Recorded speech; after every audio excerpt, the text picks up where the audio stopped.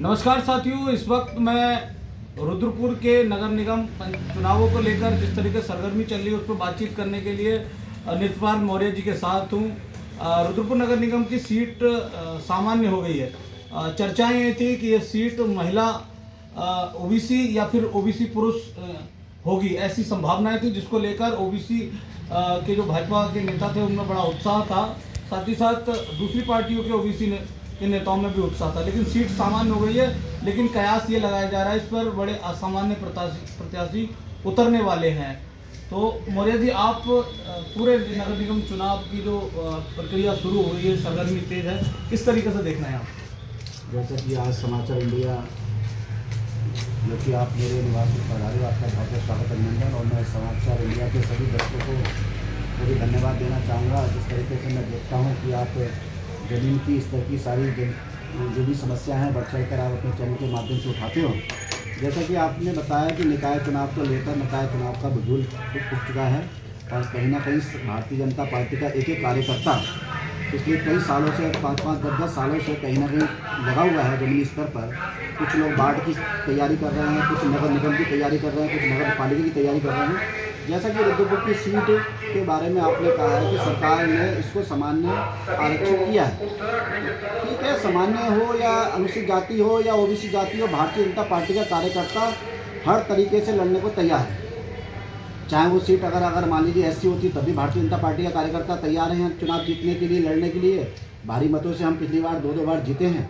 जिस तरीके से पिछली आपने देखा होगा, चाहे वो 13 का चुनाव रहा हो, उसमें भी बढ़ चढ़ कर भारतीय जनता पार्टी की प्रत्याशी बहन सोनी कोहली जी जीती थी। जिस तरीके से आपने पिछली बार देखा होगा, हमारे अनुसूचित जाति के मेयर रामपाल सिंह जी जीते थे। और जिस तरीके से दोनों मेयरों ने बहुत बढ़ चढ़ कर हर वार्ड में गली निचले स्तर तक विकास किया। और जिस तरीके से हमारे उत्तराखंड में गांधी जी की सरकार निरंतर विकास की गति को 4 चौगुना रात दोगुनी रात दिन चौगुनी जिस तरीके से विकास कर रही है, उसी तरीके से रुद्रपुर का भी विकास हुआ है। अब जैसा कि अभी आरक्षित सीट हुई है, उसमें सभी लोग दावेदार हैं। उसमें ऐसा नहीं है कि अनुसूचित जाति व्यक्ति का दावेदारी नहीं कर सकता या ओबीसी जाति का दावेदारी नहीं कर सकता, या हमारी कोई बहन महिला है जितनी पार्टी में दिन रात वो भी बेचारी संगठन में लगी रहती हैं, तो वो भी ऐसा नहीं कि चुनाव नहीं लड़ सकती। सभी लोगों को अधिकार है। भारतीय जनता पार्टी सभी जाति, सभी समाजों को, सभी वर्गों को साथ लेकर चलती है। इसमें सभी लोग अपनी दावेदारी रख सकते हैं।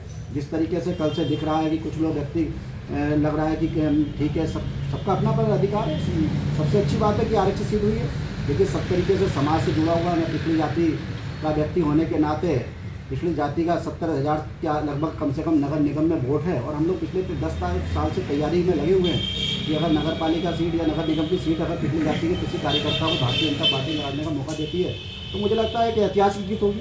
क्योंकि कहीं ना कहीं हम लोग बस्ती से जुड़े हुए लोग हैं, सभी बस्ती की बिरादरियाँ हैं, जितनी छोटी छोटी जातियाँ हैं, सब लोगों में हमारा शुरू से उठना बैठना रहा है। हम समाज से जुड़े हुए व्यक्ति हैं और हर तरीके से चाहे भारतीय जनता पार्टी का कोई हो, चाहे किसी तरीके से सामाजिक कार्य हो, उसमें बढ़ चढ़ कर हिस्सा लेते हैं। बहुत बड़ी बस्तियों से हम लोगों का जुड़ना है, छोटी छोटी जातियों से हमारा बहुत बड़ा पुराना लगाव है। हम लोग उनके हर दुख सुख में साथ देते हैं और मुझे लगता है कि ऐतिहासिक जीत कई बहुत बड़ी संख्या में हम लोग भारतीय जनता पार्टी को यहाँ से जीत दिलाएंगे।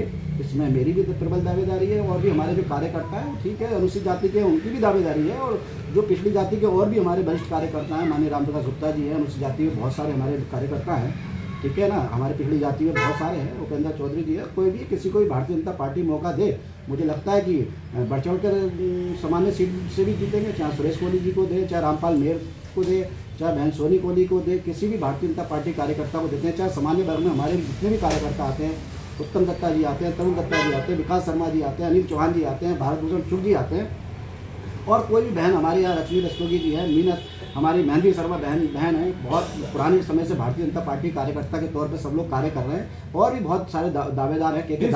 सवाल ये है मौर्य जी, संभावना ये थी कि सीट ओबीसी होगी, ओबीसी महिला या पुरुष होगी, लेकिन सीट सामान्य हो गई है। और अभी तक जब से नगर पालिका और नगर निगम बना है तब तक ओबीसी सीट नहीं हुई है। तो ऐसे में अगर ओबीसी सीट अब नहीं हुई है, चूंकि सीट सामान्य हुई है, तो क्या ओबीसी के नेता हैं, जो अन्य नेता हैं, वो क्या बागी हो जाएंगे? देखिए, ऐसा नहीं है। भारतीय जनता पार्टी का जो सच्चा कार्यकर्ता है वो कभी भी बागी नहीं होता। जिस तरीके से रुद्रपुर में, ठीक है, अपने अपने कोई अनुसूचित जाति की बात कर रहा था, कोई एससी की बात कर रहा था, देखिए ये सरकार का काम है, या किसी व्यक्ति विशेष का काम तो है नहीं। सरकार को जो लगा, जिस तरीके से आरक्षण होना था उस तरीके से तय हुआ। हमारी ओबीसी की सीटें ठीक है 3 होनी थी, 2 सीटें हुई हैं, जिसमें से हमारी ओबीसी सीट हल्द्वानी हुई है, हरिद्वार मेयर की महिला हुई है, और उसके अलावा बहुत बड़ी संख्या में 27% आरक्षण आपने देखा होगा नगर पालिका में हमारी उत्तराखंड की सरकार ने दिया है।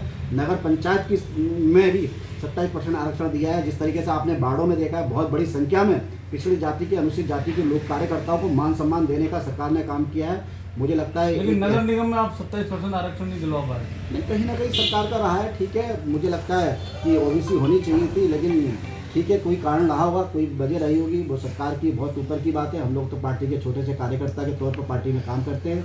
हम लोगों का मन है कि कहीं ना कहीं अगर सामान्य सीट होती है, ये सरकार की मंशा तो जाहिर है। अब जो प्रत्याशी होगा वो सामान्य होगा, ओबीसी या फिर अनुसूचित होना तो बहुत मुश्किल है। तो क्या भारतीय जनता पार्टी के सभी कार्यकर्ता उसको लड़ाएंगे? ऐसा नहीं है। आप जिस तरीके से देख सकते हैं कि भारतीय जनता पार्टी सभी कार्यकर्ताओं को, सभी एक छोटे से छोटे कार्यकर्ता को, हर बिरादरी को, हर जाति को, हर किसी को मान सम्मान देके चलती है। ऐसा नहीं है सामान्य कि अगर पिछड़ी जाति भी का व्यक्ति भी है वो भी चुनाव लड़ सकता है। जैसे मैंने बताया, कोई महिला है वो भी चुनाव लड़ सकती है, कोई अनुसूचित जाति का कार्यकर्ता वो भी चुनाव लड़ सकता है, अनारक्षित में तो कोई भी चुनाव लड़ सकता है। और भारतीय जनता पार्टी में कोई भी वरिष्ठ का वरिष्ठ कार्यकर्ता रखता है। लोग 40-40 साल से भारतीय जनता पार्टी की सेवा कर रहे हैं। उन्होंने अनारक्षित होने का मतलब तो यही है कि सामान्य को भी मौका मिल दिया जाएगा। ऐसा है, मैं आपको एक और बात बता दूँ मैं रुद्रपुर के बारे में, जैसे कि यहाँ सभी जातियाँ रहती हैं, ठीक है। यहाँ पर बहुत बड़ी संख्या में बंगाली समाज भी है, बहुत बड़ी संख्या में अनुसूचित जाति समाज भी है, ओबीसी पिछड़ी जाति का सबका यार वोट बैंक है, सबका अपना अपना वोट बैंक है, बहुत बड़ी संख्या में है। अगर किसी ओबीसी समाज के व्यक्ति को भी टिकट मिलता है, मुझे भी मिलता है, तो मुझे लगता है बहुत बड़ी संख्या में बहुत बड़े अंतर से जीतेंगे, एक ऐतिहासिक जीत होगी। और सामान्य पर सामान्य सीट की तो बात कर रहा हूँ, सामान्य सीट में सामान्य व्यक्ति का लड़ता है, जाति का व्यक्ति लड़ता है तो भारतीय जनता पार्टी का प्रत्याशी जीतेगा। भारतीय जनता पार्टी के किसी भी कार्यकर्ता हो, क्योंकि भारतीय जनता पार्टी का कार्यकर्ता एक स्वयंसेवक के रूप में काम करता है, एक समाज से जुड़ के काम करता है। उसमें कोई भी एससी और ओबीसी और अनुसूचित जाति जनजाति के रूप में काम नहीं करता। तो मेरा तो बस यही कहूँगा कि आपने मुझे अपना कीमती समय दिया और मुझे सुना, और आपकी ऑडियंस, आपके जितने भी शुभचिंतक आपके चैनल को देख रहे हैं, आपने सबने सुना, बहुत बहुत धन्यवाद आपका। और मुझे ये लगता है कि भारतीय जनता पार्टी का प्रत्याशी ही ऐतिहासिक जीत जीतेगा, चाहे वो किसी समाज का हो, ये मुझे विश्वास है। तो ये कहना ये है, अगर ये सीट ओबीसी होती तो हम बहुत बड़े अंतराल से जीते। हालांकि सामान्य सीटें फिर भी भारतीय जनता पार्टी जीतेगी, ऐसा इनका कहना है। तो तमाम अपडेट के लिए नगर निगम चुनाव के हमारे साथ बने रहिए, देखते रहिए समाचार इंडिया। धन्यवाद।